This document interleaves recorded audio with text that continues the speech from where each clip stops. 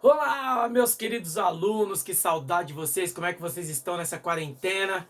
Agora a meta é estude em casa, né? Então vamos ter que estudar em casa, é um tempo diferente aí que nós estamos passando. Estamos tendo que se adaptar a toda essa novidade tecnológica e também ela tem sido muito importante aí para todos nós, para a gente poder comunicar e continuar estudando. E essa semana já vamos começar as aulas novamente, né? Numa correria. Então vamos rever algumas coisas aí, vamos ver aqui, ó, o que nós tínhamos parado lá quando entrou a quarentena, que são as grandes navegações entre o século XV ao século XVI. Vai ser uma mudança muito importante aí e a gente estava precisando finalizar esse conteúdo. Também já vou deixar no vídeo aqui também um pouco sobre trabalhos, então esse vídeo vai ser um resuminho aí, para a gente já pensar também nos trabalhos para fechar esse primeiro bimestre. Então vamos ver aí as grandes navegações entre o século XV, né, o final aí do XV para o XVI, e aí descamba mesmo, aí as grandes navegações começam e a colonização vai se dividir em colonização de exploração, de povoamento, e já trabalhou na escola sobre esses temas, beleza? Mas é legal a gente dar uma relembrada aqui, né? Sobre o absolutismo, né? Afinal, as grandes navegações vai se dar com a concepção do mercantilismo. Então é importante a gente poder entender esse processo aí do absolutismo, né? Aqui está o rei Luís XV, né? O Estado sou eu, extremamente poderoso. O cara tomou tanto poder, estava com todos os poderes em suas mãos, que ele acabou que o Estado era subjetivo, é uma junção de pessoas, né?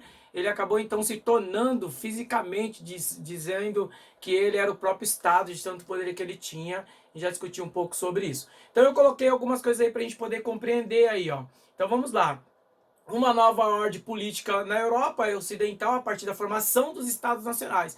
Lembrando que Estados, com letra maiúscula, está dizendo uma organização política, econômica, social, né? Então, tem muita coisa por trás disso. As políticas nacionais modernas entre o século XIV e ao século 16. Lembrando que essa ideia de estados nacionais modernos é um moderno para aquele período. Os estados, a ideia estava mudando, os reinos estavam sendo formados e esses reis tinham todos os poderes em suas mãos. Então é legal a gente lembrar dessa característica.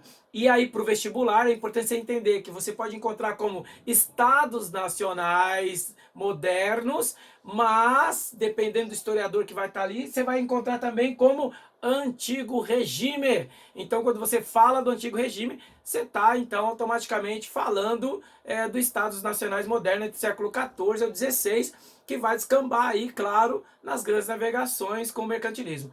Principais características, nós já vimos isso em sala: centralização, unificação administrativa, todos os poderes administrativos nas mãos do rei, formação de uma burocracia, já falamos sobre isso. A burocracia, professor, é legal? Opa, é uma discussão muito longa, né? Ela vem para dificultar, né? Porque ela está na mão dos nobres, né? Na mão da elite ali, dos parentes do rei. Então, ela vem para dificultar para o povo, mas alguns usam a ideia da burocracia como uma ideia de documentalizar, para que não haja falsificação, mas não era essa a ideia nesse período. Ligada, claro, ao Estado, uma nobreza ligada ao Estado, uma burocracia totalmente ligada ao Estado ali, controlada pelos nobres. Então vocês já entenderam, né? Burocracia para todo mundo, mas se eu sou parente do nobre, se eu sou um conhecido, essa burocracia ela pode cair. Então é mais um controle político, né? Arrecadação de impostos reais, todo imposto voltado para o rei absoluto, né? Não tem essa característica do Estado que a gente vive hoje, que, entre aspas, os impostos têm que voltar, né? Mas ali era todo ligado a ele. Unificação do sistema monetário, tudo por peso e medidas, o tamanho das moedas. De um lado é o rosto do rei, né, a cara, do outro lado o brasão, a coroa, né? Imposição de uma justiça real, tudo é o rei que decide, até as criações de leis. E claro, o mercantilismo. Lembra? Eu compro menos e vendo mais. Como é que eu faço isso? Opa! Explorando outros, né? Roubando, tirando de outros. Então começa aí, a partir daí, a ideia das grandes navegações. Então o absolutismo vem muito forte nesse período, né? Ele vem arrebatando multidões europeias com a busca de fazer um comércio, com a busca de novas terras. Então vai se explorar muito o mercantilismo, certo, gente? Então vamos para as grandes navegações. A partir daí, com essa ideia de compro menos e vendo mais, eu vou ter que tirar isso de outros povos. então vou ter que buscar a matéria-prima de outros povos. E aí surgem as grandes navegações aí. Portugal e Espanha vai sair na frente, nós discutimos isso um pouco também em sala. A Inglaterra foi o que mais colonizou no todo o processo do mercantilismo, mas o pioneirismo, né, o processo das grandes navegações foi Portugal e Espanha. Até o nome Porto tem a ideia de que a quantidade de portos que essa região vai ter, e também vai ter mais facilidade. A geografia, né, a natureza foi boa para Portugal e a região da Espanha, né, que a gente vai chamar de União Ibérica, lembra? Eles acabaram se unindo aí porque o rei de Portugal morreu, o rei espanhol assume, e também é chamado de União Ibérica. Ficar muito esperto com isso no vestibular. Nesse período também eles estavam unidos, tanto que eles vão dividir aqui as terras. Então vamos lá, o pioneirismo então ibérico pré-colonial de 1500 a 1570, lembrando, né, que os portugueses não vão explorar em 1500 logo no início, vai demorar uns 30, 32 anos para poder começar a explorar a colônia mesmo. Afinal, eles tinham um uso da riqueza, da exploração muito da África ainda, das colônias que ele fez na África, então demorou. Não tem ouro, não tem prata, chamado também de metalismo, lembra? Você vai encontrar no vestibular ou em algum texto mais intelectual, né, mais erudito, chamando de metalismo e não só de ouro e prata. Então vamos lá, quais eram esses setores aí? Eu dividi um pouco para vocês. O rei, fortalecimento da sua política e economia do Estado, após a expulsão dos mouros, né, reconquistou essa região, né, com o Império Muçulmano, desenvolveu demais o mundo muçulmano, e aí então eles invadiram várias regiões, ficaram conhecidos como mouros também, e aí acabou dominando essa região. E depois eles foram expulsos e fortaleceu mais o rei precisava de uma economia mais forte. A nobreza possui terras e títulos, né? Então, atrás de terras e títulos, que vai facilitar muito para eles nesse período. A burguesia, claro, a burguesia comercial, lucros com as atividades comerciais, todos os movimentos, né? A ida e vinda, a mercadoria, tudo que está sendo retirado, extraído dessa terra de uma forma obrigatória e levando então para os seus estados nacionais modernos, e acaba a burguesia, desculpa, vai acabar aproveitando, ele vai fazer todo esse comércio, tanto que a escravidão que a gente vai falar daqui uma quinzena, né, daqui 15 dias, tá muito ligada a isso, era comércio de pessoas, né? Tava ligado à ideia de vender pessoas, e vai ter um comércio muito forte, um lucro para essa burguesia comercial. A igreja, já dei algumas ideias lá na sala de aula, mas a igreja católica apostólica romana, né, criada em Roma, acabou então ficado com uma preocupação muito grande, porque ela acabou perdendo muitos membros com o protestantismo, né? O calvinismo, luteranismo, anglicanismo, que a gente já trabalhou lá no início do primeiro bimestre, e acabou sendo prejudicada. A igreja estava perdendo membros na Europa inteira, e isso era muito preocupante. E aí vem as parcerias, porque Portugal e Espanha foram dos únicos países do período que não romperam com a igreja católica. Opa, então aí nasce uma parceria. Vamos colocar, que nós já vimos lá no Concílio de Trento, vamos colocar os jesuítas, vamos levar para catequizar, ensinar as pessoas, pois que o Brasil, ela tem uma base, né? A gente discutiu, todos nós, sendo católicos ou não, cristãos, protestantes ou não, evangélicos, etc., ou ateu, cético, nós temos uma base cultural cristã, porque o Brasil já vem nesse processo de descobrimento, né, de exploração, já ligado à igreja e todo o processo que a gente já viu aí também, ok? Então vamos lá. E aí então, Portugal e Espanha acabam usufruindo dessa terra. Nós já vimos um pouco sobre isso também, né? Só para dar uma relembrada para vocês. Cristóvão Colombo afirma essa terra, põe o nome então de América em homenagem a Américo Vespucci, que foi o primeiro, né, a chegar aqui dos europeus, que anotou e que tinha anotações que todo mundo deu como louco. Então ele agora acaba vindo patrocinado pela Espanha e acaba então usufruindo dessa terra. E aí faz um tratado, né, como é a União Ibérica, faz uma divisão, o Tratado de Tordesilhas. Então eles vão acabar dividindo aqui a região.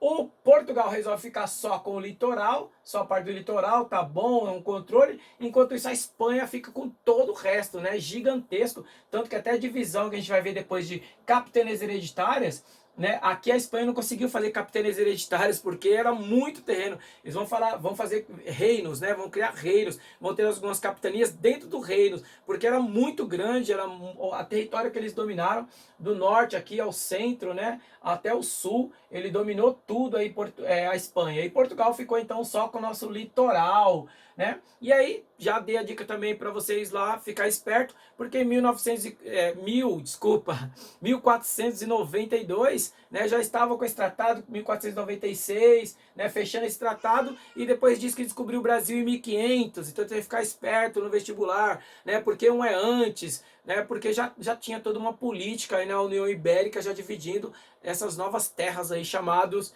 de América, né?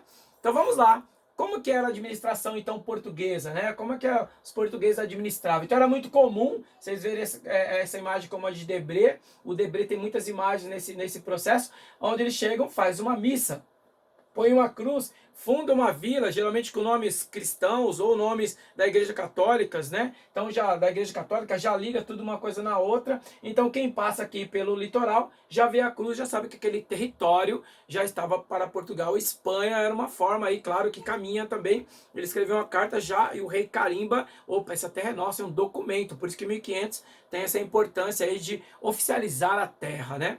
Então vamos lá. Implantação do sistema colonial, proteção contra invasores, né? A primeira ideia, a preocupação de Portugal era os invasores. Tem alguns historiadores, né, que já colocaram que até chineses já faziam comércio com os indígenas dessas terras já faziam comércio com os chineses aqui, ó, há séculos antes, né? Alguns historiadores já trataram sobre isso. Mas então essa preocupação agora está um monte de reinos, né, saindo da Europa e vindo fazer negócio, então é melhor proteger. E aí Portugal não viu nada de bom nessa terra, não pensou em nada de bom aí nessa terra. No início estava preocupado com o metalismo e estava arrebentando as regiões da África, então resolve não fazer nada. Mas percebe que havia comércio aqui, então em 1530 manda então uma expedição de Martim Afonso, que eu coloquei aqui para vocês, né? Então 1530 ele vai ficar até 1533 reconhecendo o litoral, formando uma ideia de litoral, e aí nasce o quê? A tal das capitanias hereditárias, né? Uma média de 15 aí, vão criar as capitanias hereditárias, que vai ter um trabalhinho sobre isso, já tinha passado na sala, mas agora a gente vai receber virtualmente lá, depois eu vou passar direitinho, não se preocupe com datas, que eu acerto depois. Então, a partir de 1534, nascem as capitanias hereditárias, essa formação, a faixa de terras, com o principal intuito, proteger o litoral. Essa é a sacada dos caras, precisamos proteger essas novas terras até a gente achar então o metalismo ou ter uma forma aí de controle. Então a primeira ideia era essa, forma ali, essa faixa de terra, formação de faixa de terra para controle. Então, a partir daí nasce então depois as cartas de doação e os forais, vai doar para nobres, juízes, pessoas ligadas ao rei de Portugal, para que eles tomem conta dessas capitanias, que eles sejam capitães aí e tomem conta dessa região para o rei, com a parceria de toda a matéria-prima retirada, né? Então era dividido, aí era passado parte para esses exploradores. Bom, na segunda, aí depois vem, as capitanias não vão dar muito certo, vocês vão ver no trabalho que vocês irão fazer, eu acredito que alguns de vocês já até fizeram, porque eu pedi antes da quarentena, vocês vão ver que algumas deram certo, as outras não. Pernambuco e São Vicente são as que mais deram certo, mais famosas, né? Historicamente, todo o processo também foram administradas, até porque Portugal estava muito de olho, né, nessas duas capitanias, então elas funcionaram muito bem. Mas as outras não, outras sim, então no trabalho vocês tinham que escolher uma delas e falar um pouco sobre elas, então você já vai ter uma ideia aí de como funcionou. Mas é muito comum no vestibular, Pernambuco e São Vicente tá muito ligado aí no vestibular.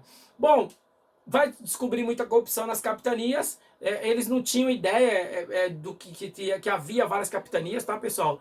O povo, os filhos da terra, os indígenas não tinham noção que havia uma extensão de terra. De verdade, nem a gente ainda, brasileiro, tem a noção do tamanho do Brasil. A gente não tem a noção do que é a quantidade de pessoas e o território, então nem se fala. Aquele período era pior ainda, então eles não tinham vínculos, não sabiam, além dos líderes que administravam, claro, e Portugal.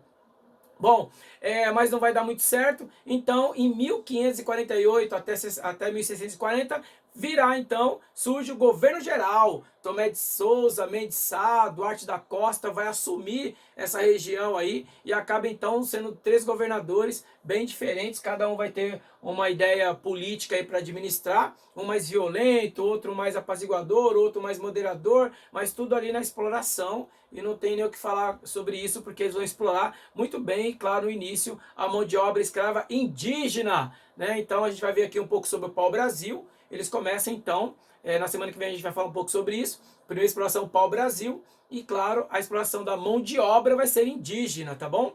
E olha que interessante, muito legal para o vestibular e para vocês lembrarem aí para nossas aulas. Há 4 elementos importantes básicos aí para o sistema colonial. Então, a monocultura, ou seja, eu vou produzir um produto, não estou preocupado em produzir um monte de produtos. Eu não estou vindo aqui para morar, para formar isso aqui um estado. Não, não. É só uma colônia de exploração. Né? Então, o monocultura, a ideia da monocultura. Outra coisa, o latifúndio, grandes extensões de terras para produzir, para ser explorado. Então essa é a ideia, latifúndio. Um produto só e também o latifúndio já está ótimo usando toda essa terra. A economia de exportação, uma economia totalmente de exportação, vai levar tudo, sem preocupação de importação, porque a ideia não era povoar, né, e nem morar, a ideia era só explorar. E claro, essa mão de obra totalmente escrava, e nesse início, essa mão de obra escrava era uma mão de obra escrava indígena, que os jesuítas vão depois acabar se apegando, né, ensinando ali, catequizando os indígenas, depois com o tempo vai acabar defendendo os indígenas, e aí vai vir também a escravização negra com o comércio, né, o tráfico negreiro, e aí a gente vai falar um pouco depois sobre isso, correto? Então tá aí. É mais ou menos isso que a gente precisava ver nas grandes navegações. Portugal sai na frente pela questão geográfica, né? Havia uma união entre Portugal e Espanha nesse período, nessa União Ibérica, acabam formando essa aliança e Portugal fica com essa região, formando aqui essa colonização e a primeira exploração. Então a primeira monocultura vai ser o pau-brasil, que eu vou explicar um pouco melhor depois sobre essa exploração do pau-brasil, já caminhando também, linkando já o açúcar e a escravização negra também, né, o comércio do tráfico negreiro. A gente já vai ligar uma coisa com a outra na aula da semana que vem. É isso, galera. Chegamos no final, então, aí dessa administração portuguesa, União Ibérica, né? E agora eu vou deixar a atividade para vocês. A atividade é um trabalhinho simples aí, eu não vou pedir ainda nas normas ABNT, mas eu vou querer conclusão no trabalho, vou explicar. Mas o trabalho é, pesquisa o conceito, o que foram as capitanias hereditárias, colocou o conceito, colocou o fato histórico, aí vai lá e escolhe uma das 15, né? Alguns falam 14, 15, cada base aí, porque tinha o mesmo dono, 2 delas. Então você vai escolher uma dessas capitanias e aí você vai então discorrer, vai pesquisar, vai falar um pouco sobre essa capitania que você escolheu.